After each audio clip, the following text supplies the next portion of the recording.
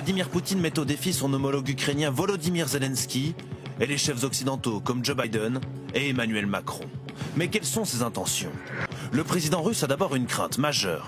L'Ukraine, aux portes de la Russie, souhaite rallier le camp d'en face, l'OTAN. Une alliance militaire occidentale de 30 pays dont la France et les États-Unis. Pour Poutine, c'est une ligne rouge, dangereuse pour la souveraineté russe.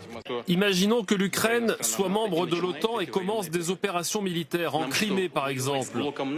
Quoi? On ferait la guerre à l'OTAN? Est-ce que quelqu'un a pensé à ça? On dirait que non. Mais il voit plus grand et pousse ses pions dans le monde entier. En Afrique, avec le groupe Wagner, des mercenaires présents en Libye, au Mali et en Centrafrique. Au plus proche des gouvernements, ils défendent les intérêts extérieurs de la Russie.